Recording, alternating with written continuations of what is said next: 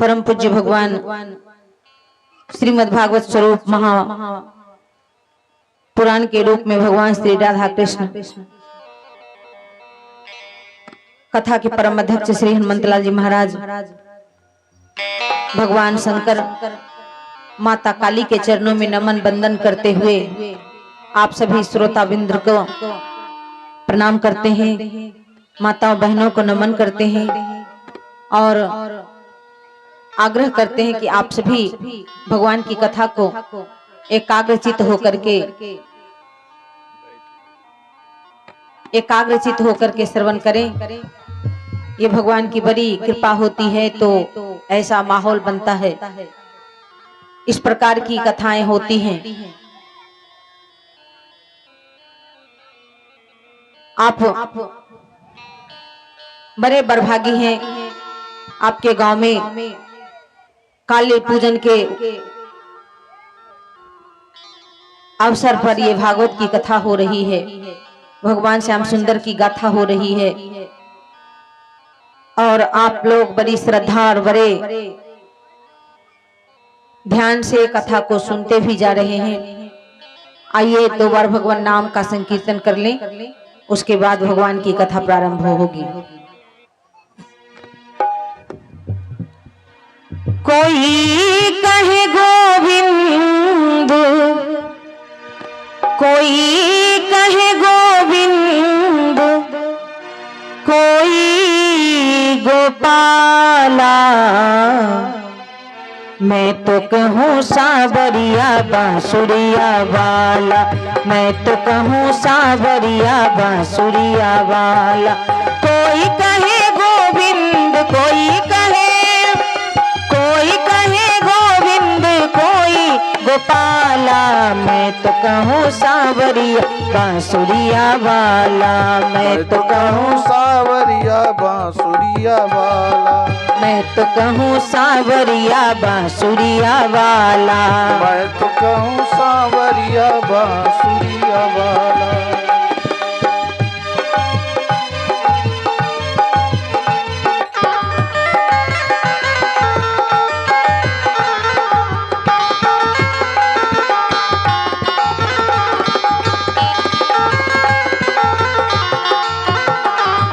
राधा ने श्याम कहा, मीरा ने गिरधर, राधा ने श्याम कहा, मीरा ने गिरधर, राधा ने श्याम कहा, मीरा ने गिरधर, राधा ने श्याम कहा, मीरा ने गिरधर, कृष्णा ने कृष्ण कहा, कुब जाने नटवर, कृष्णा ने कृष्ण कहा खूब जान नटवर, कृष्णा ने कृष्ण कहा, कुब जाने नटवर, कृष्णा ने कृष्ण कहा खूब जान नटवर।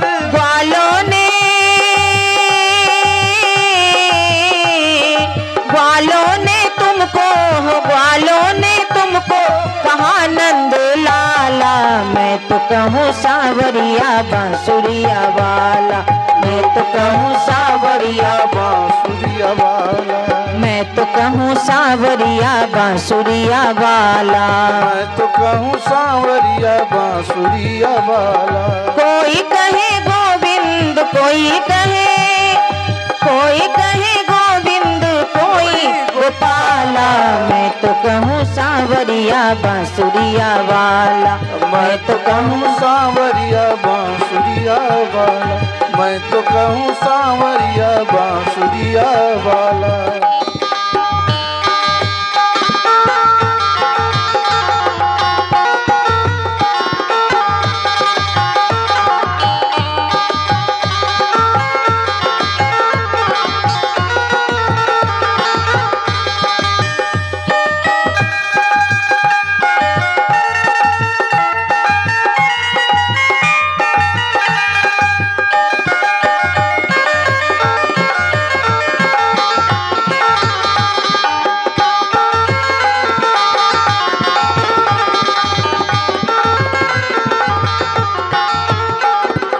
मैया तो कहती है तुमसे कन्हैया, मैया तो कहती है तुमसे कन्हैया, मैया तो कहती है तुमसे कन्हैया, मैया तो कहती है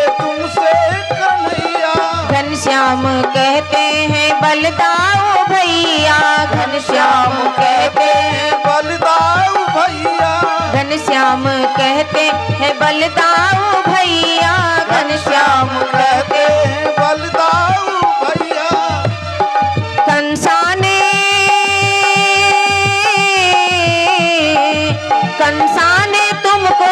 कंसाने तुमको कहा डर से काला, मैं तो कहूँ सांवरिया बांसुरिया वाला, मैं तो कहूँ सांवरिया बांसुरिया वाला, मैं तो कहूँ सांवरिया बांसुरिया वाला, मैं तो कहूँ सांवरिया बांसुरिया वाला। कोई कहे गोविंद कोई गोपाला, मैं तो कहूँ सांवरिया बांसुरिया वाला, मैं तो कहूँ सांवरिया बांसुरिया वाला, मैं तो कहूँ सांवरिया बांसुरिया वाला, मैं तो कहूँ सांवरिया बांसुरिया वाला, मैं तो कहूँ सांवरिया बांसुरिया वाला, मैं तो कहूँ सांवरिया बांसुरिया वाला। बोलिए राधा गोविंद भगवान की, श्रीमद् भागवत महापुराण की, कथा स्थान की, श्रोता समाज की, नगर बस्ती की, बाबा विश्वनाथ की, सत्य सनातन धर्म की, गौ माता की, गंगा माता की, भारत माता की, अपने अपने माता पिता की, श्री सद्गुरुदेव भगवान की, वृंदावन बिहारी लाल की, श्री हनुमान जी महाराज की। ओम हर हर महादेव।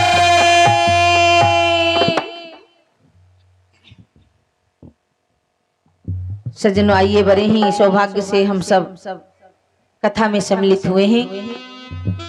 जीवन का सबसे परम लाभ है भगवान की कथा को सुनना। गोस्वामी तुलसीदास जी महाराज ने बड़ा सुंदर शब्दों में स्पष्ट किया है।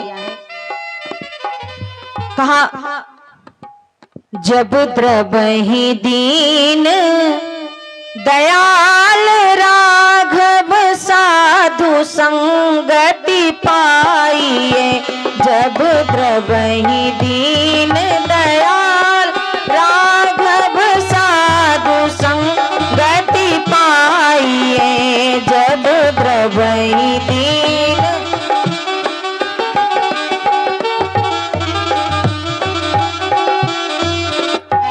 जेहि दरस परस समागम दिग पाप राशि नसाइए, जेहि दरस परस समागम दिग पाप राशि नसाइए, जब द्रवहि दीन दया साधु संगति पाइए, जब द्रवहि दीन दयाल राघव साधु संगति पाइए, जब द्रवहि दीन दयाल राघव साधु संगति पाइए, जब द्रवहि दीन दयालु राघव साधु संगति पाइए, जहि दरस परस समागमादिक पाप राशि नसाइए। जब भगवान किसी पर द्रवित होते हैं तो उसे साधु की संगति देते हैं, उसे सत्संग में बैठने का अवसर देते हैं, क्योंकि सत्संग में बैठने के बाद हर इंसान का लाभ ही लाभ होता है। सत्संग बड़ा ही दिव्य गंगा है, इसमें गोता लगाने के बाद कल्याण होना निश्चित हो जाता है। कहा, कालेन फलति तीर्थ सद्यः साधु समागम। वर्षों वर्ष तीर्थ का सेवन किया जाए, नदियों में स्नान किया जाए और संयम नियम से रहा जाए तो 1 महीने के बाद तीर्थ का कुछ लाभ थोड़ा सा मिल जाता है, लेकिन सद्यः साधु समागम, साधु संगति का लाभ तुरंत मिलता है, क्योंकि साधु भगवान से जोड़ते हैं, साधु भगवान की ओर मुखातिब करते हैं, साधु भगवान की ओर हमें जाने के लिए प्रेरित करते हैं। इसलिए साधु की संगति त्रिलोक में सबसे श्रेष्ठ माना गया है। कहा चंदनम शीतलम लोके चंदना दपि चंद्रमा चंद्र चंदनोर मध्य शीतलाम साधु संगति। कहा कि संसार में सबसे शीतल चंदन होता है। जब तिलक लगाया जाता है मस्तक पर तो मस्तक पर शीतलता आती है। कहा उससे भी ज्यादा शीतलता चंद्रमा के द्वारा प्राप्त होती है और उससे भी ज्यादा लाभ साधु संगति का होता है।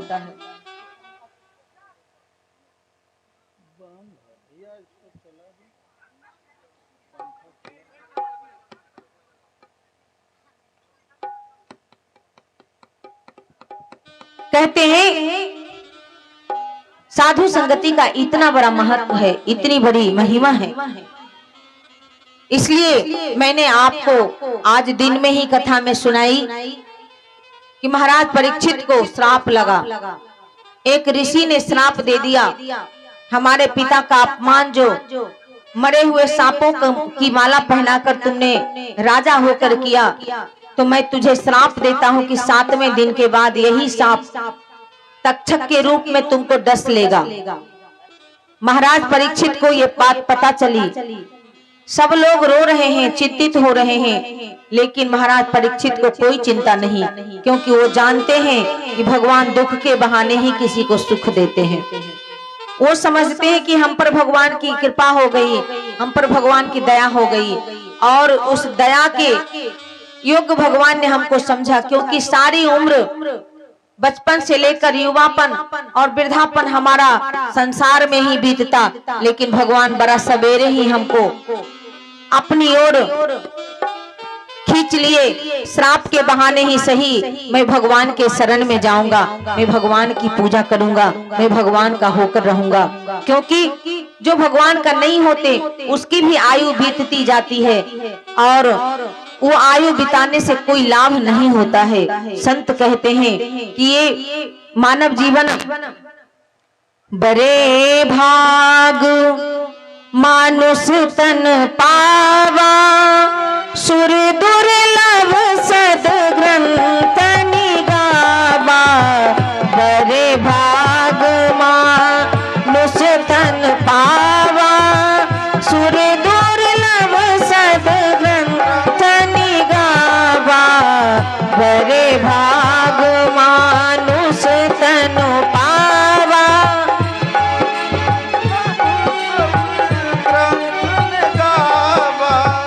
बड़े भाग पाइब सतसंगा, बिना ही प्रयास होई बहुभंगा।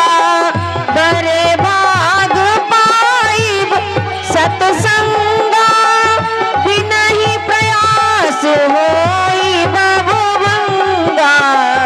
बड़े भाग पाइब सतसंगा, बिना ही प्रयास होई भवभंगा।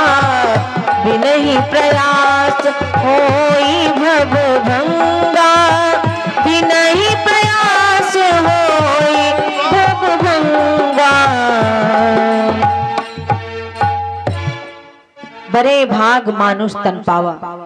मैंने कल ही आपसे निवेदन किया था कि बड़ा सौभाग्य से किसी को मानव जीवन प्राप्त होता है, और मानव जीवन मिल जाए तो धर्म का काम होना दुर्लभ है। और धर्म का काम यदि हो तो सत्संग में रुचि रखना दुर्लभ है। कुछ लोग तो सत्संग में आकर के भी कुतर्क करते हैं, वो सत्संग में आकर के कैंची अपने हाथ में रखे रहते हैं और वक्ता जो बात बोलता है उसको काटते जाते हैं। उनको लगता है कि हमारी चतुराई, हमारी बुद्धिमत्ता और हमारा विवेक इसी में खर्च हो तो ज्यादा अच्छा है, लेकिन ऐसा नहीं। सत्संग में आइए तो समझिए भगवान ने अतिशय कृपा किया है, तब आपको आने का अवसर मिला है। अतिशय कृपा हरि की होई, पाँव दे यही मार्ग सोई। इसमें पांव रखना, एक एक कदम बढ़ाना बड़ा ही दुर्लभ है प्यारे। एक किसी गांव में साधु जी आए थे और साधु जी ने कहा कि हम इस गांव में उसी के हाथ से भोजन करेंगे जो 100 यज्ञ किया होगा। तो सभी ग्रामीण सोचने लग गए कि भाई हम लोगों में 100 यज्ञ करने वाले तो एक भी नहीं है। एक दूसरे को देखने लगे, पूछने लगे कि आपने यज्ञ किया है? लोगों ने कहा कि मैं तो एक भी यज्ञ नहीं किया हूँ, 100 यज्ञ तो बहुत दूर की बात है। तब जाकर के साधु जी से कहा गया कि बाबा हम लोग में तो कोई ऐसा नहीं है जो 100 यज्ञ किए हों। कहा तो नहीं किए हो तो हम आपके हाथ का भोजन नहीं करेंगे। अब पूरे गांव के लोग चिंतित हो गए कि गांव में साधु आए हैं और उनको भोजन नहीं करवा करके सब लोग खा पी रहे हैं और साधु बाबा भूखे बैठे हैं कुटिया में। तो 2-3 दिन बीत गया, गांव में सब लोग एक दूसरे को यही कहें कि 100 यज्ञ करने वाला तो हम लोग में से कोई नहीं है, तो भाई इनको भोजन कैसे कराया जाएगा। उसी गांव में 4 दिन पहले एक विवाह करके बहू आई थी। उस बधू ने कहा कि क्या बात है, आप लोग रोज चिंतित हैं और भोजन नहीं बन रहा है 2-3 दिन से घर में। कहा कि साधु बाबा एक गांव में आए हैं और उनका ये शर्त है कि जो 100 यज्ञ करेगा उसके हाथ से भोजन करेंगे। तो कोई 100 यज्ञ किया नहीं, इसलिए भोजन गांव में बनना बंद हो गया। कोई लोग सोच रहा है कि भोजन कैसे करें, एक बाबा जी हमारे गांव में भूखे रहे, हम लोग कैसे खाएं। तो कहा कि उनको हम भोजन कराएंगे। तो नई नवेली बहू थी, उनकी सास मां ने कहा कि बड़े बड़े यहाँ बूढ़े बैठे हैं, उन्होंने 100 यज्ञ नहीं किया और तुम भोजन कराएगी उनको, तुम कब यज्ञ किया? तुम्हारी तो आयु भी कम है, अवस्था भी छोटी है, तो तुम 100 यज्ञ कब किया जो साधु जी को खिलाओगी? उस बहू ने कहा कि मैं अवश्य उनको खिलाऊंगी, आप चलिए तो मेरे साथ। कहा तो ठीक है, साधु जी खीर का भोजन करेंगे। उनके लिए खीर, पूरी, मालपुआ सब बना और परोसा लेकर के आगे आगे वो नई नवेली दुल्हन और पीछे पीछे उसकी सासू, उसकी ननद, उसके परिवार के लोग, कुछ गांव के लोग भी साथ हो गए कि ये कन्या 2 दिन पहले विवाह करके आई है, कहती है कि मैं साधु जी को खिलाऊंगी। इतने बूढ़े बूढ़े लोगों से साधु जी ने खाया नहीं अपने शर्त के मुताबिक, और इससे कैसे खा लेंगे। कहा आप लोग मेरे साथ चलिए। जब वो जाती हैं तो महात्मा जी को प्रणाम करती हैं और कहा बाबा मैं आपके लिए भोजन ले आई हूँ, आप भोजन कीजिए। कहा बेटी तुमको मेरा शर्त मालूम नहीं है, हम उसी के हाथ का भोजन करेंगे जो 100 यज्ञ किया होगा। कहा बाबा आप भोजन कीजिए, मैं कह रही हूँ आप भोजन कीजिए। कहा तो तू ये बताई नहीं कि तुमने 100 यज्ञ कब किया है। कहा बाबा 100 यज्ञ तो छोड़िए, हम तो करोड़ों यज्ञ किया है। कहा वो कैसे? कहा संत मिलन को जाइए तजिया पाय अभिमान, संत मिलन को जाइए तजिया पाय अभिमान, जो जो पग आगे बढ़े कोटि यज्ञ समान, कोटि यज्ञ समान, साधु मिलन को जाइए तजिया पाय अभिमान, संत मिलन को जाइए तजिया पाय अभिमान।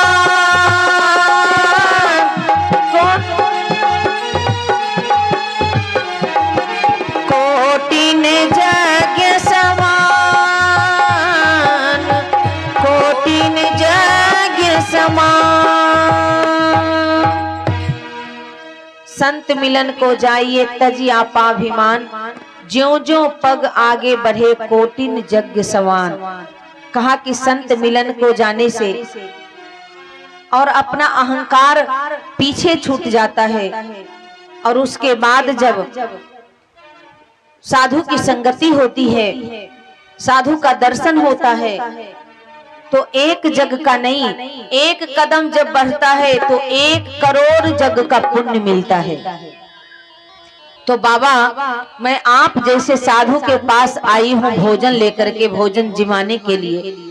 तो मेरे घर से 2 किलोमीटर की दूरी पर आप हो, तो हम कितने पांव चल करके, कितने कदम बढ़ा करके आए, और एक एक कदम में 100 यज्ञ का, करोड़ों यज्ञ का पुण्य मिलता है। तो हमने तो 400-500 कदम बढ़ा करके आपके पास आई हूँ, तो हमारे पुण्य का कितना बड़ा लाभ है, कितना हम जग किए, उसका आप हिसाब किताब कर लीजिए।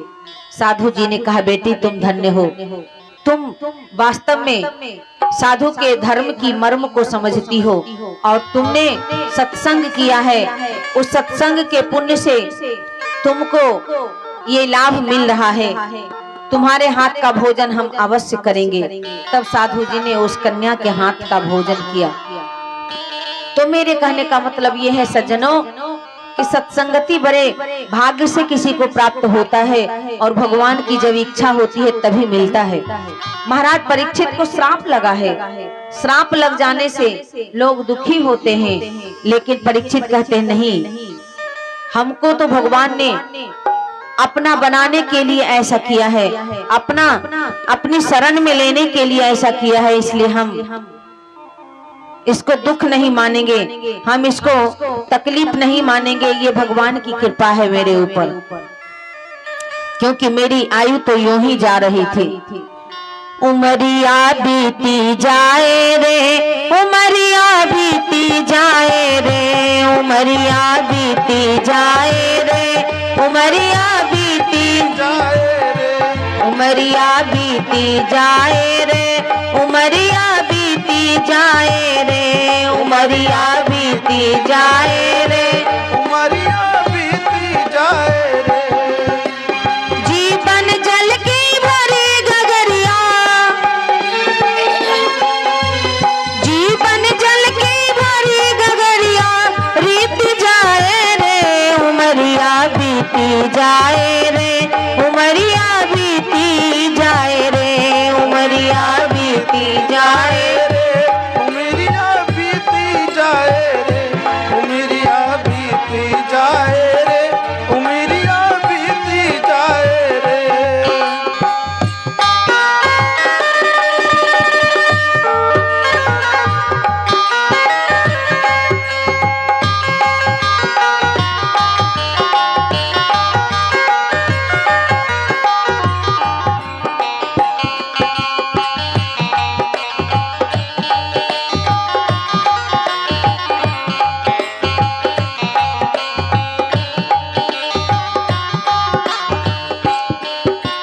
जीवन का वो सुखद सवेरा, बीत गया जो बचपन तेरा, बीत गया जो जीवन का वो सुखद सवेरा, बीत गया जो बचपन तेरा, बीत गया जो बचपन तेरा, बीत गया जो बचपन तेरा, बीत गया जो उस सुंदर सपने का फिर हो,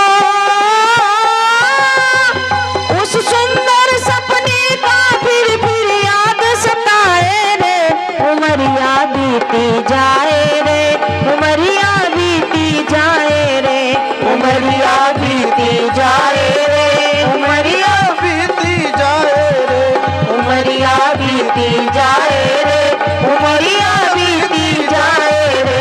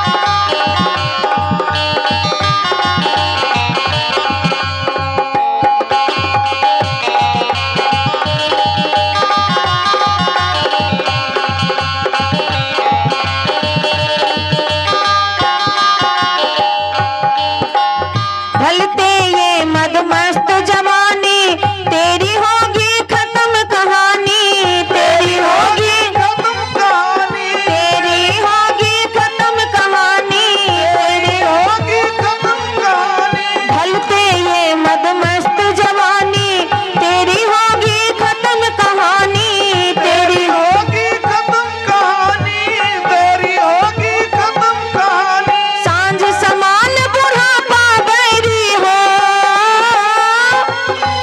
सांझ समान बुढ़ापा बैरी तुझे रुलाए रे, उमरिया बीती जाए रे, उमरिया बीती जाए रे, उमरिया बीती जाए रे, उमरिया बीती जाए रे, उमरिया बीती जाए रे, उमरिया बीती जाए रे, उमरिया बीती जाए रे, उमरिया बीती जाए रे।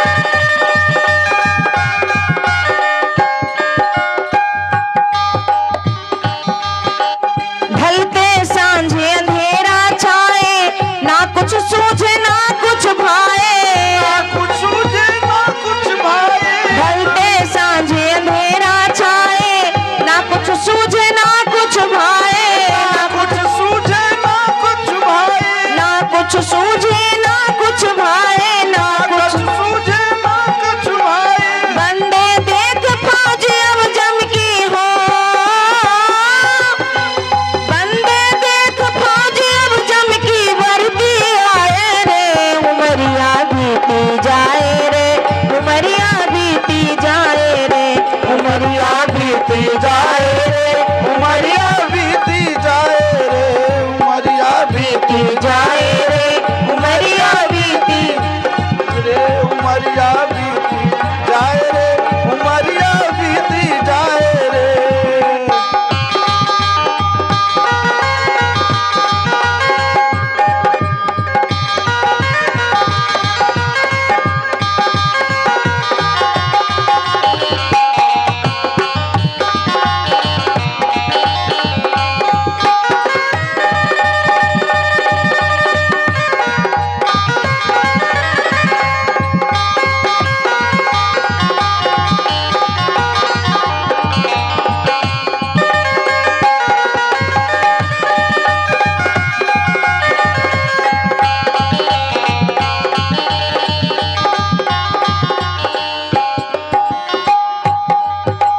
ऋषियों का संदेश यही है, संतों का उपदेश यही है, संतों का उपदेश यही है, संतों का उपदेश यही है, संतों का उपदेश यही है।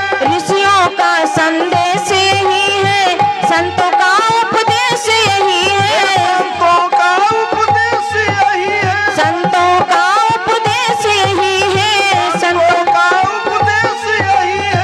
जप ले नाम प्रभु का प्राणी हो, जप ले नाम प्रभु का प्राणी, जो सुख चाहे रे, उमरिया बीती जाए रे, उमरिया बीती जाए रे, उमरिया बीती जाए रे, उमरिया बीती जाए रे, उमरिया बीती जाए रे, उमरिया बीती जाए रे, उमरिया बीती जाए रे, उमरिया बीती जाए रे, उमरिया बीती जाए रे, उमरिया बीती जाए रे, उमरिया बीती जाए रे, उमरिया बीती जाए रे। आयु बीत रही है, हम लोग समझ रहे हैं कि बड़े हो रहे हैं। रोज हमसे 21,600 श्वास विदा हो रहा है। हमारे पास प्यारे दुनिया में धन की पूंजी नहीं है, क्योंकि धन तो यही छूट जाता है। बेटा बेटी भी पूंजी नहीं है, क्योंकि बेटा बेटी भी यही छूट जाता है। घर मकान गाड़ी घोड़ा ये भी हमारी पूंजी नहीं है, क्योंकि ये सब यहीं रह जाते हैं। हमारी पूंजी केवल हमारी आयु है, केवल हमारा श्वास है। इसलिए श्वास को बचा करके जीना चाहिए।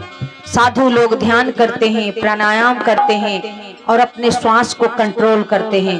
उनका श्वास धीरे धीरे चलता है,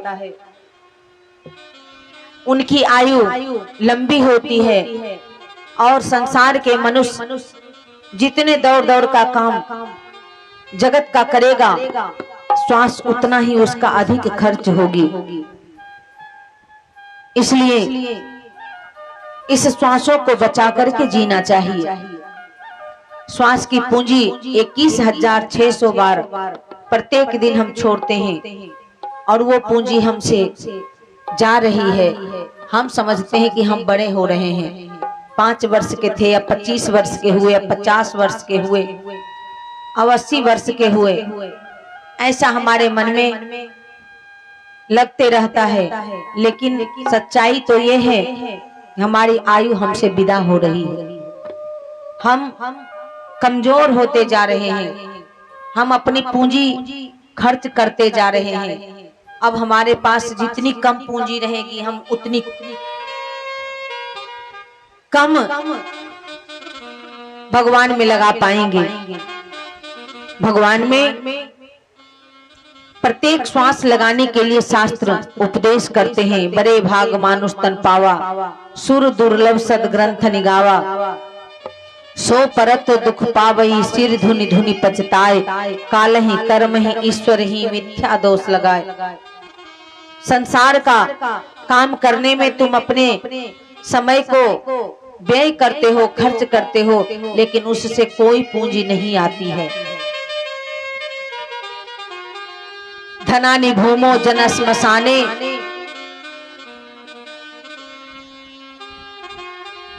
देहस्थितायाम सन्मार्ग लोके, धर्मोनुगे गच्छति जीव एकः।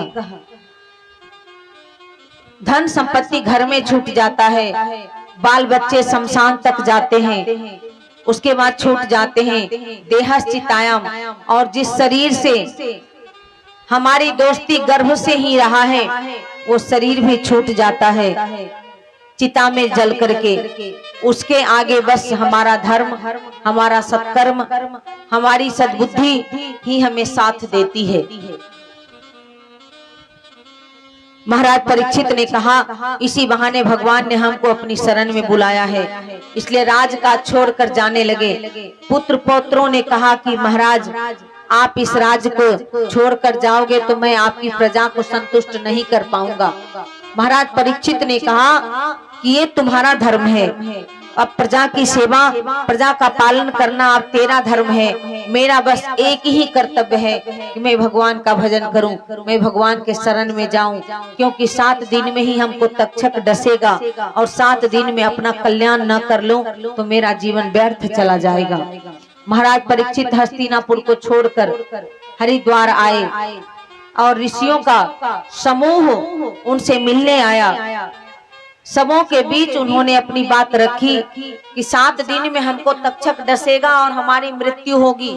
आप लोग मुझे कोई उपाय बताएं जिससे मुझे भगवत प्राप्ति हो जाए, 7 दिन में मेरा कल्याण हो जाए। किसी ने कहा गीता का पाठ करो, किसी ने कहा राम नाम का जाप करो, किसी ने कहा कि तुम बैठ करके ध्यान करो, किसी ने कहा कि अष्टांग योग करो। लेकिन महाराज परीक्षित को ये बात जची नहीं। परीक्षित सोचने लगे कि जब तक जाप करूंगा इसी बीच में तक्षक आएगा और मुझे अपना कलेवा बना लेगा।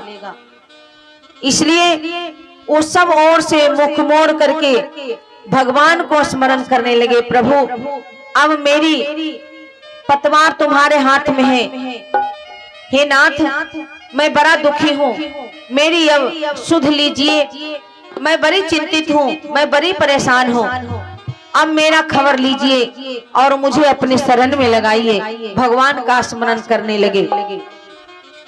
मन बिकल है नाथ अब सुध लीजिए, मन बिकल है नाथ अब सुध लीजिए, मन बिकल है नाथ अब सुध लीजिए, अपने भक्तों को सहारा दीजिए, अपने भक्तों को सहारा दीजिए, मन बिकल है नाथ अब सुध लीजिए, मन बिकल है।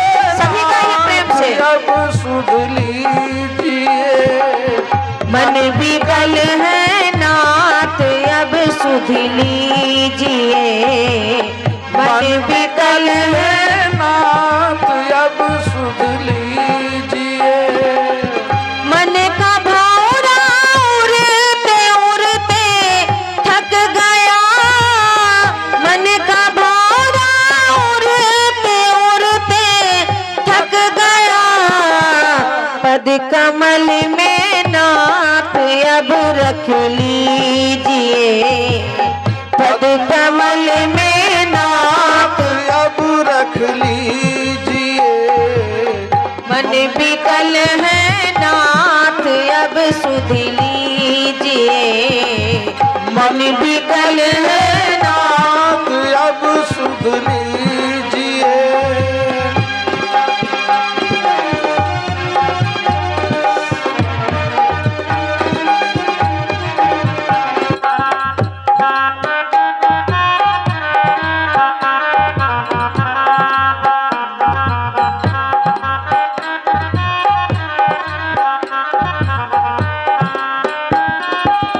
भंवर में नैया मेरी चकरा रही, भंवर में नैया मेरी चकरा रही, हाथ में पतवार गिरधर लीजिए, हाथ में पतवार गिरधर लीजिए, मन बिकल है नाथ अब सुध लीजिए, मन बिकल है नाथ अब सुध लीजिए, अपने हाथों को सहारा दीजिए, अपने भक्तों को सहारा दीजिए,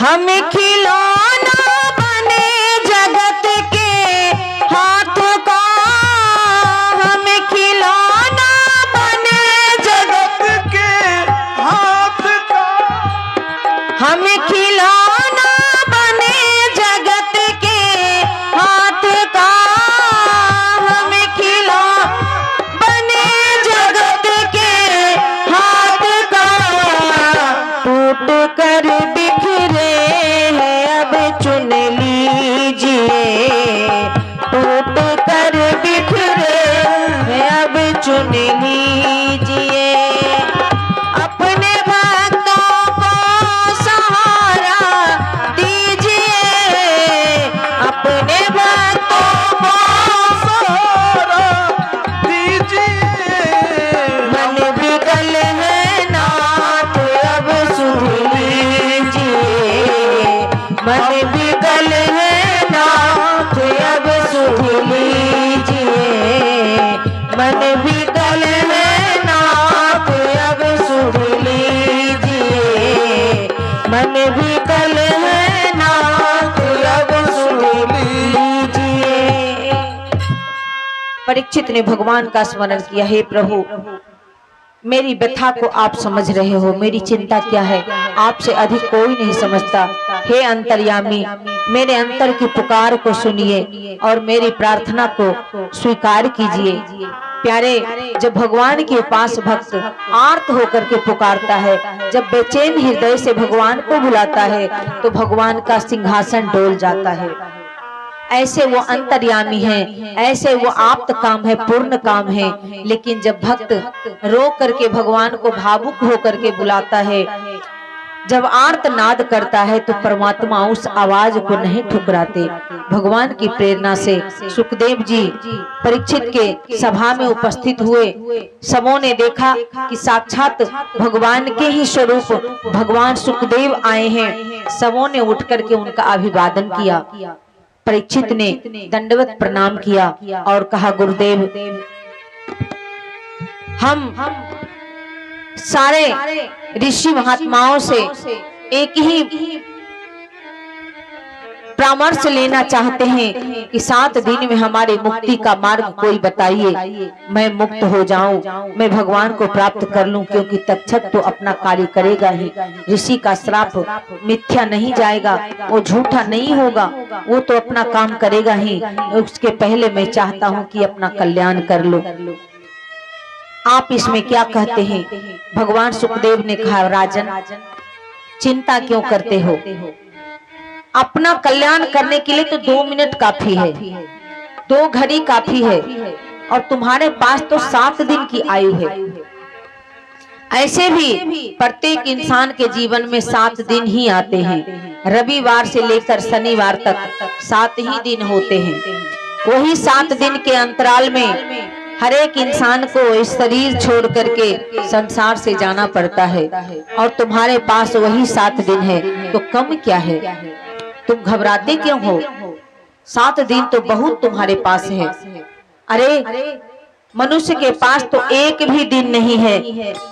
जब यक्ष ने महाराज युधिष्ठिर से पूछा था कि संसार का सबसे आश्चर्य क्या है, तो युधिष्ठिर ने कहा कि अहन्य अहनी भूतानि गच्छन्ति ही यमालयम शेषा स्थावर इच्छन्ति कि माश्चर्य परमतः। कहा कि मनुष्य देख रहा है कि रोज कोई न कोई मर के इस दुनिया को छोड़ के जा रहा है, फिर भी जो जिंदा है वो इस अस्थावर नश्वर संसार को समेटना चाहता है, नश्वर संसार को बटोरना चाहता है, अपनी पूंजी को बढ़ाना चाहता है, जबकि उसकी पूंजी उसका धन नहीं, उसकी पूंजी उसका गाड़ी घोड़ा नहीं, उसकी पूंजी उसका मकान जमीन नहीं, उसकी पूंजी बस श्वास है। इस श्वास को गमा रहा है और संसार को बटोरना चाहता है, जबकि संसार से छोड़ करके सबको जाना पड़ता है। उस परमात्मा के बुलावा जब आता है तो हर किसी को जाना पड़ता है। आएगा जब रे बुलावा हरि का, छोड़ के सब कुछ जाना पड़ेगा। आएगा जब रे बुलावा हरि का, छोड़ के सब कुछ जाना पड़ेगा। आएगा जब रे बुलावा हरि का, छोड़ के सब कुछ जाना पड़ेगा। आएगा जब रे बुलावा हरि का, छोड़ के सब कुछ जाना पड़ेगा। नाम हरि का साथ जाएगा और न तो कुछ ले पाएगा। नाम हरि का साथ जाएगा और न तो कुछ ले पाएगा। आएगा जब रे बुलावा हरि का, छोड़ के सब कुछ जाना पड़ेगा। आएगा जब रे बुलावा हरि का, छोड़ के सब कुछ जाना पड़ेगा।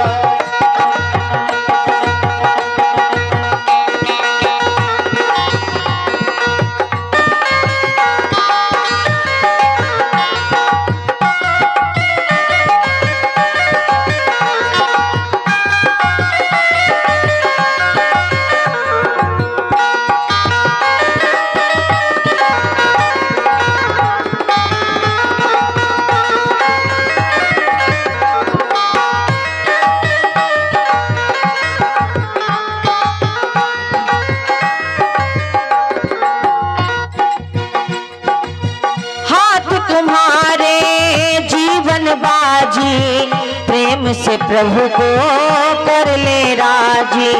हाथ तुम्हारे जीवन बाजी, प्रेम से कर ले प्रभु की राजी। हाथ तुम्हारे जीवन बाजी, प्रेम से प्रभु की कर ले राजी। हाथ तुम्हारे जीवन बाजी, प्रेम से प्रभु को कर ले राजी।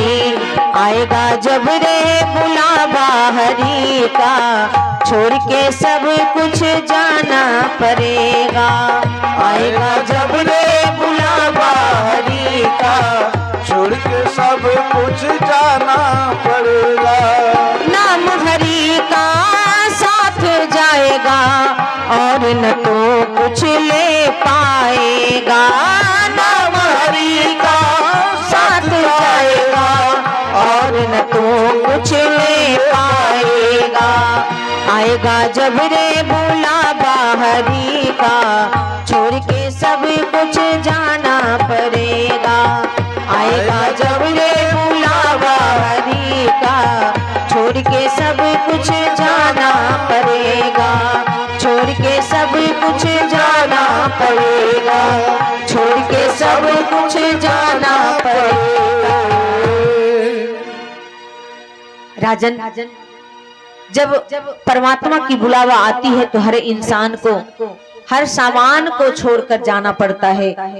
यहाँ परिवार में 100 सदस्य हैं, लेकिन एक भी उनका साथ नहीं जाता। उनके पास करोड़ों की संपत्ति है, लेकिन एक कौड़ी भी हाथ में नहीं जाती। यहाँ तो इतनी बेरहम से लोग विदा करते हैं कि उनके कमर में अगर डोरा बंधा होता है तो वो भी काट लेते हैं, वो भी खोल लेते हैं। वस्त्र का एक धागा भी नहीं जाने देते हैं। तो फिर किस दिन के लिए कोई अपने समय को संसार में लगाए? इतना सुंदर अवसर को संसार में, संसार के धंधों में, गोरख धंधों में खोने का ये मूर्खता कौन करे? इसलिए राजन, तुम्हारे पास भगवान ने 7 दिन दिया है। तुम तो कम से कम इतना निश्चिंत हो कि 7 दिन के पहले तुम्हारी मृत्यु नहीं होगी। ऐसा सुनते ही महाराज परीक्षित बड़े प्रफुल्लित हुए। कहा, गुरुदेव, मैं तो सोच रहा था कि 7 दिन में मेरा कल्याण नहीं होगा, मेरा जीवन व्यर्थ चला जाएगा, मेरी जिंदगी में अब कुछ भी हासिल नहीं हो पाएगी। लेकिन आपने जो मुझे बढ़ावा दिया, आपने जो मुझे उत्साह दिया, अब मेरा दिल कह रहा है कि आपके आशीर्वाद से, आपकी कृपा से मुझे अब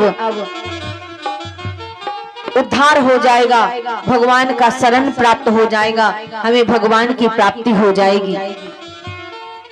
इसलिए आप जैसे गुरु की जरूरत है। हर मानव को एक गुरु का जरूरत होता है, क्योंकि गुरु की कृपा से ही कोई भवसागर से पार होता है। संतों ने कहा है,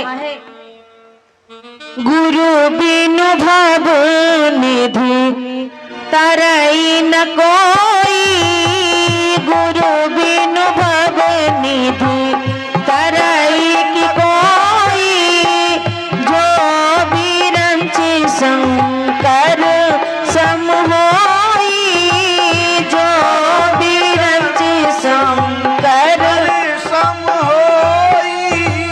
गुरु बिनु भव निधि तरई की कोई, गुरु बिनु भव निधि तरई न कोई, जो बिरंच शंकर सम होई, जो बिरंच शंकर सम होई, जो बिरंच शंकर सम होई, जो बिरंच शंकर सम होई।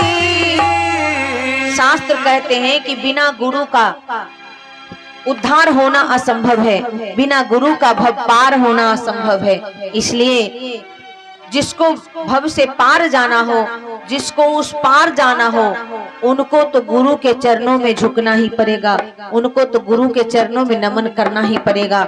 नमन्ति फलिनो वृक्षा नमन्ति गुणिनो जना शुष्क वृक्षाश्च मूर्खाश्च न नमन्ति कदाचन। जो विनम्र व्यक्ति होते हैं वो सदगुरु के चरणों में झुकते हैं, और जो अहंकारी होते हैं वो ज्ञान के सागर में जाकर के भी गोता नहीं लगाते हैं। गयो न मज्जन पाप अभागा, वो अभागा यूं ही वहां से खाली हाथ लौट कर चले आते हैं।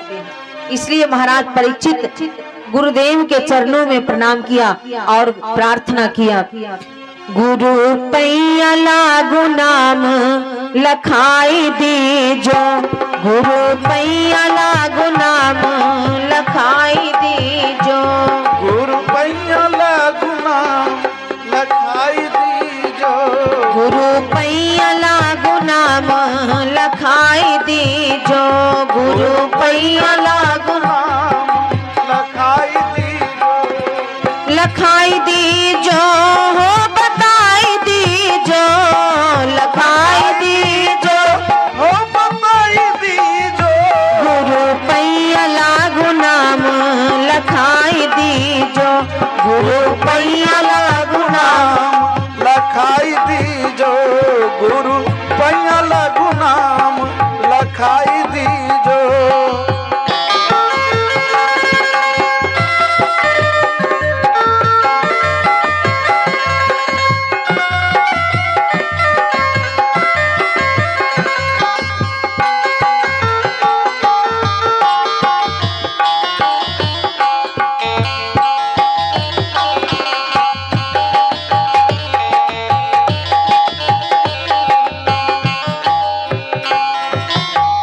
जन्म जन्म का सोया मेरा मन मां, जन्म जन्म का सोया मेरा मन मां, जन्म जन्म का सोया मेरा मन मां, जन्म जन्म का सोया मेरा मन मां, सब दन मारी हो, सब दन मारी जगाई दीजो, गुरु पैया लागू नाम लखाई दीजो, गुरु पैया लागू नाम लखाई दीजो, गुरु पैया लागू नाम लखाई दीजो, गुरु पैया लागू नाम लखाई दीजो।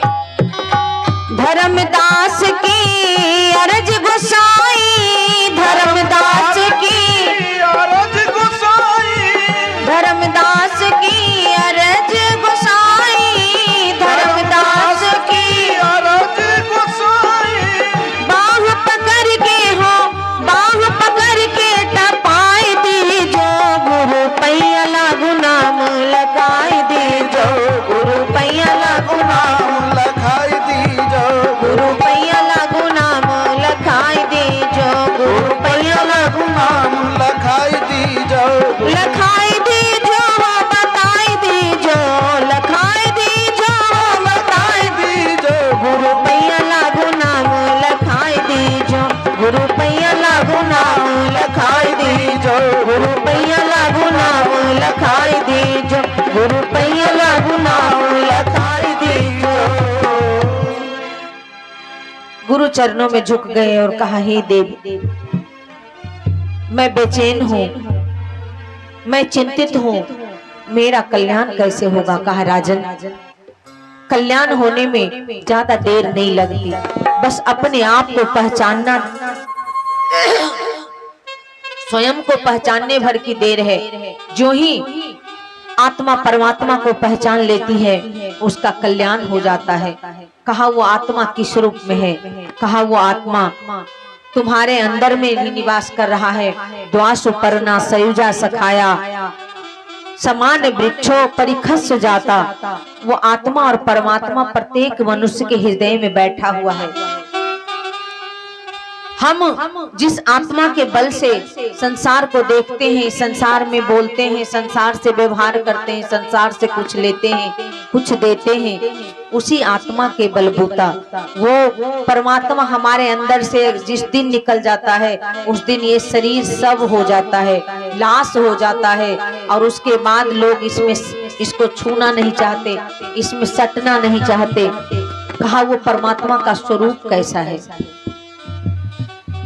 कहा, बिनु पद चलई सुनई बिनु काना, बिनु पद चलई सुनई बिनु काना, कर बिनु करम करही विधि नाना, कर बिनु करम करई विधि नाना, बिनु पद चलई सुनई बिनु काना, बिनु पद चलई सुनई बिनु काना, कर बिनु करम करही विधि नाना, कर बिनु करम करई विधि नाना, आनन रहित सकल रस भोगी,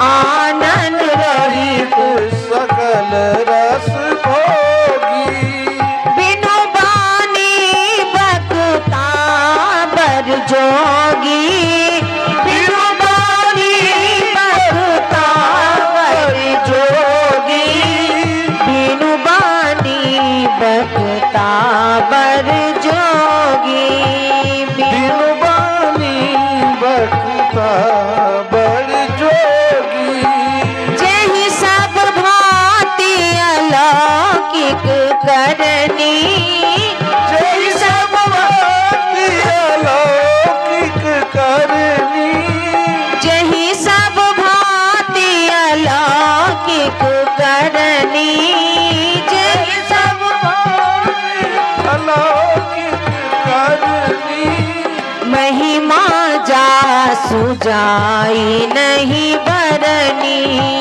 महिमा जा सुजाई नहीं बरनी, महिमा जा सुजाई नहीं बरनी, महिमा जा सुजाई नहीं बरनी। कहा, वो परमात्मा तुम्हारे हृदय में है और एक उसका निर्विकार, निर्विचार, निर्विशेष, निर्गुण, निराकार का रूप है जो सब में वास करता है लेकिन सबसे अछूता रहता है।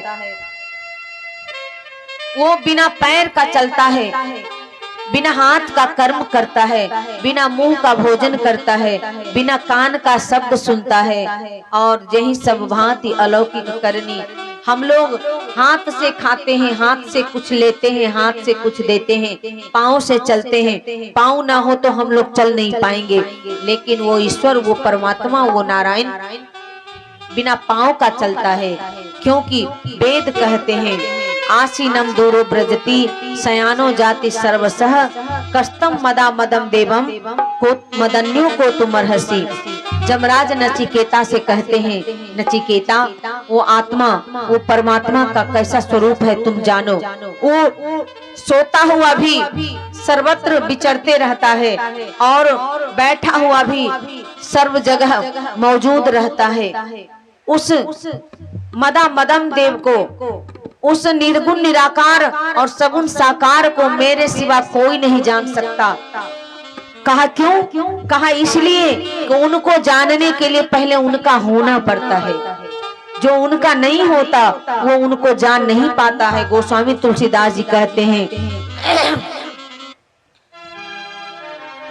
जाना चाहि गूढ़ गति जेऊ, जाना चाहि गूढ़ गति जेऊ, नाम जी जपी जानहि तेऊ, जाना चाहि गूढ़ गति जेऊ, जाना चाहि गूढ़ गति जेऊ, नाम जी जपी जानहि तेऊ, नाम जी जपी जानहि तेऊ।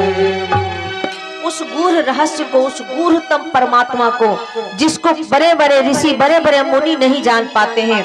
शास्त्र हमारे कहते हैं, श्रुतयो विभिन्ना स्मृतयो विभिन्ना, नैको ऋषि अस बचः प्रमाणम, तर्को प्रतिष्ठा श्रुतयो विभिन्ना, नैको ऋषि अस बचः प्रमाणम, धर्मस्य तत्त्वं निहितं गुहाया, धर्मस्य तत्त्वं निहितं गुहाया, महाजनो जेन गतः स्वपन्था, महाजनो जेन गतः स्वपन्था, तर्को प्रतिष्ठा श्रुतयो विभिन्ना, नैको ऋषि अस बचः प्रमाणम।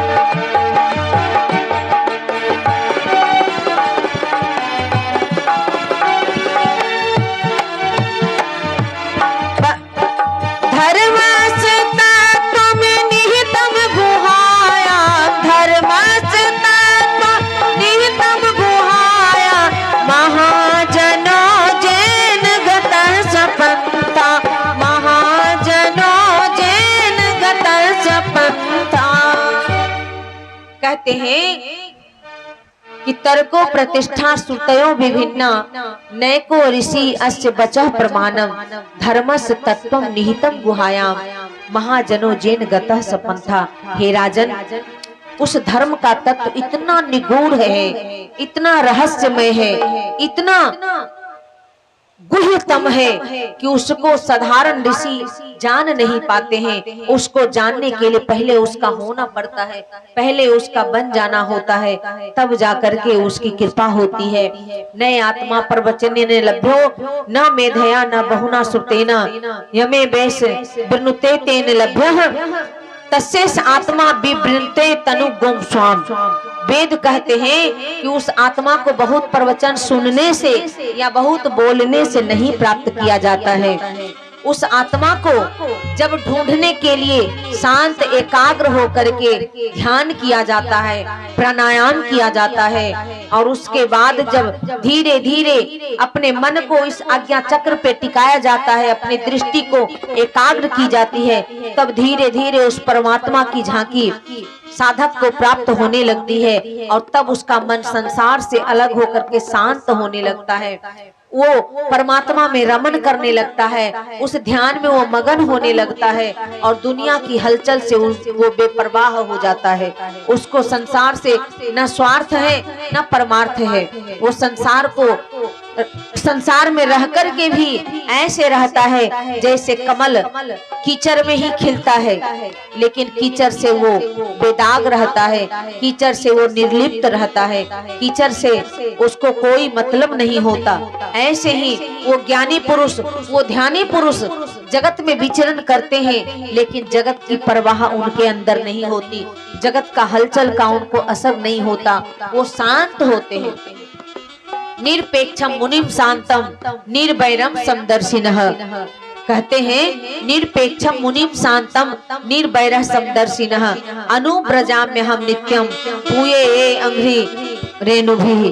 भगवान स्वयं कहते हैं भागवत जी में कि निरपेक्षम मुनिम शांतम, संसार से जो महात्मा निरपेक्ष हो गए हैं, जिनको संसार में कुछ पाने की अपेक्षा नहीं रह गई है और शांत हो गए हैं, अपने आप में संतुष्ट हो गए हैं और मननशील जो रहते हैं, जो ईश्वर के बारे में मनन करते रहते हैं, चिंतन करते रहते हैं और संसार से निर्वैर हो गए हैं, उनको किसी से न दोस्ती होती है, न किसी से दुश्मनी होती है, न किसी से वो मित्रता करते हैं, न किसी से वो शत्रुता करते हैं।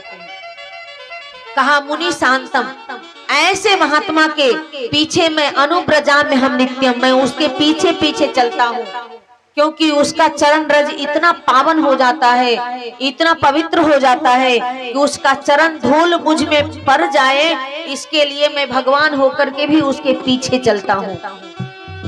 और ऐसे संत जिस किसी भाग्यशाली श्रोता को, जिस किसी भाग्यशाली शिष्य को मिल जाए तो समझो कि उसका सबसे बड़ा सौभाग्य है।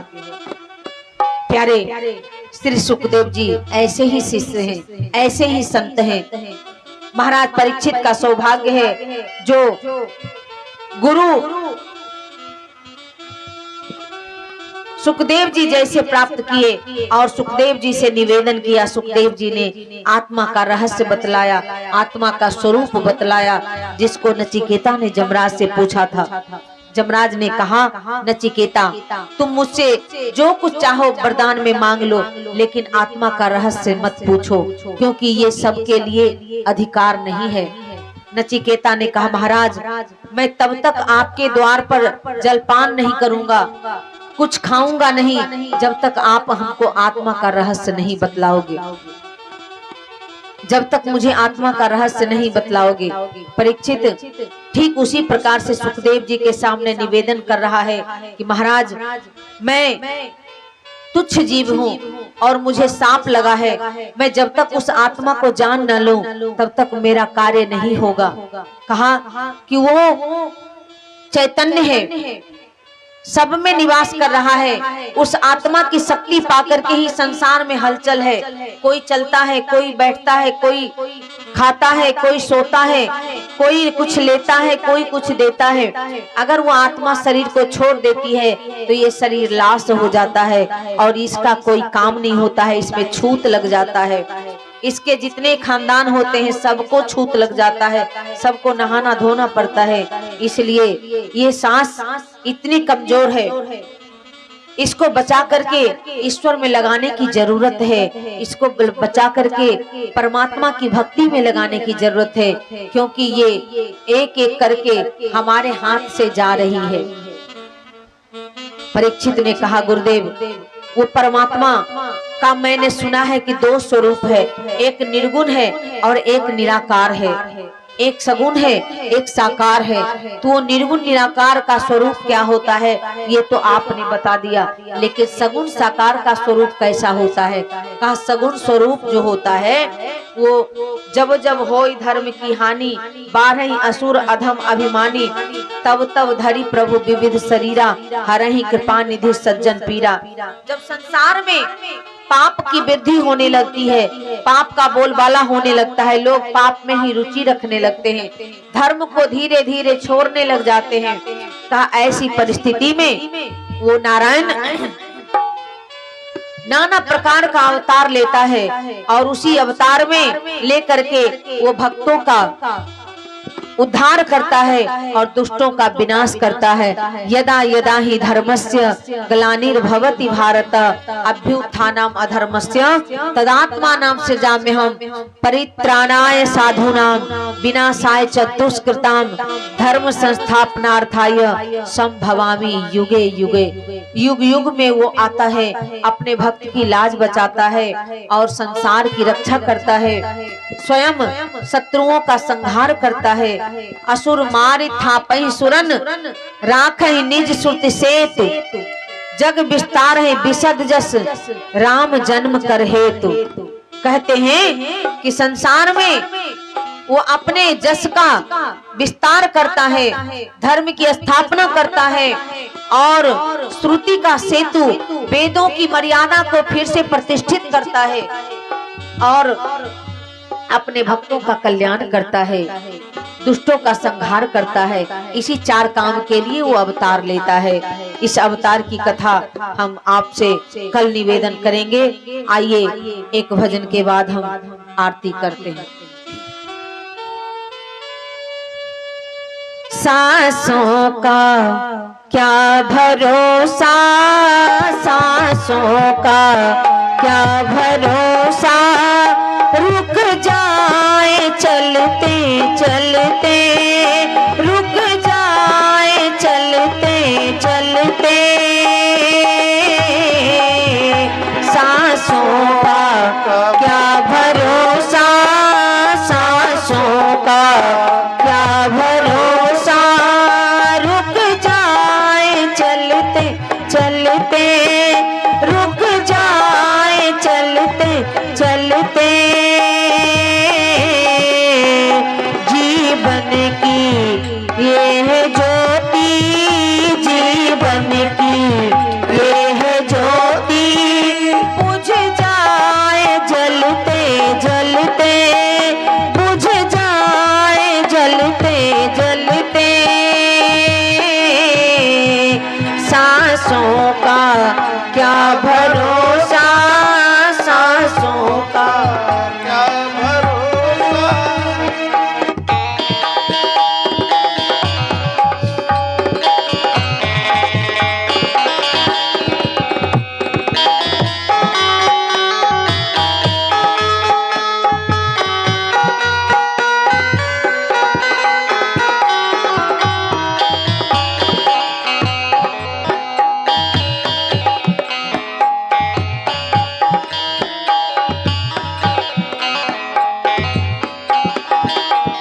जीवन है 4 दिन का, 2 दिन की है जवानी, जीवन है 4 दिन का, 2 दिन की है जवानी, जब आएगा बुढ़ापा, जब आएगा बुढ़ापा, थक जाए चलते चलते, थक जाए चलते चलते, सांसों का क्या भरोसा, सांसों का क्या भरोसा, रुक जाए चलते चलते, रुक जाए चलते चलते, जीवन है ये 2 दिन, जीवन की है ये ज्योति, बुझ जाए जलते जलते, बुझ जाए जलते जलते,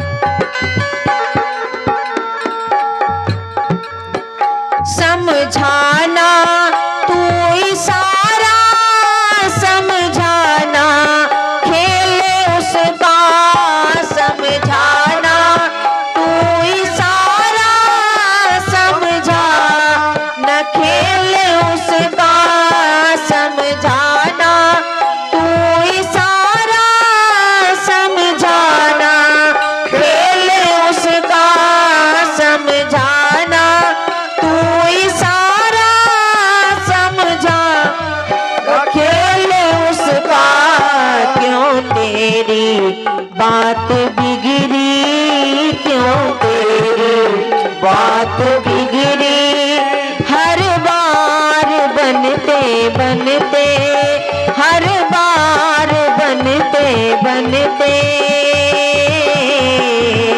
सांसों का क्या भरोसा, सांसों का क्या भरोसा, रुक जाए चलते चलते, रुक जाए चलते चलते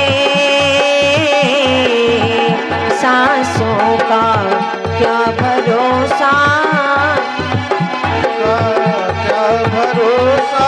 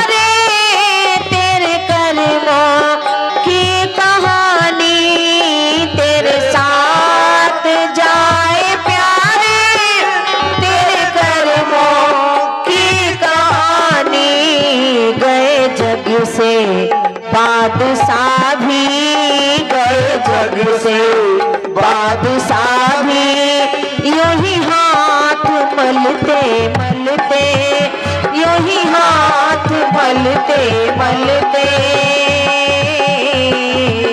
सांसों का क्या भरोसा, सांसों का क्या भरोसा, रुक जाए चलते चलते, रुक जाए चलते चलते।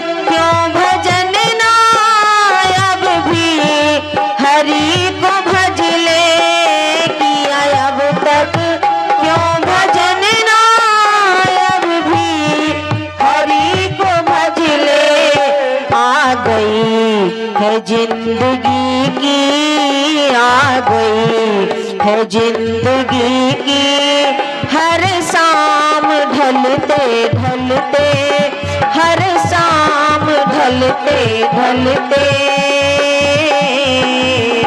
सांसों का क्या भरोसा, सांसों का क्या भरोसा, रुक जाए चलते चलते, रुक जाए चलते चलते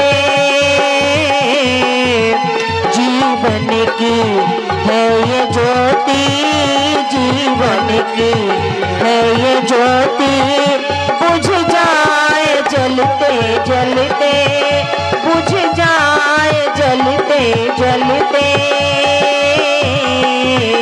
सांसों का क्या भरोसा, सांसों का क्या भरोसा, सांसों का क्या भरोसा। जीवन की है ये ज्योति बुझ जाए जलते जलते, सांसों का क्या भरोसा रुक जाए चलते चलते। इस श्वास का कोई भरोसा नहीं प्यारे, ये कब आए कब रुक जाए इसका कोई ठिकाना नहीं है। इसलिए इन श्वास को बचा करके भगवान की भक्ति में लगाना है, भगवान के प्रेम में लगाना है, भगवान के नाम में लगाना है। इसलिए आप लोग कथा सुन करके जाते हो तो ये चिंतन करो कि भगवान हमको कैसे मिले, हमको कैसे प्राप्त हो, भगवान तक हम कैसे पहुँचे, इसके लिए चिंतन मनन करना चाहिए। तब कथा सुनने की सार्थकता होगी, तब कथा सुनने से आपको आनंद आएगा, आपको लाभ होगा। इन्हीं शब्दों के साथ वाणी को विराम। आइए सब मिलकर के आरती करते हैं। जो जहाँ है खड़े हो जाइए।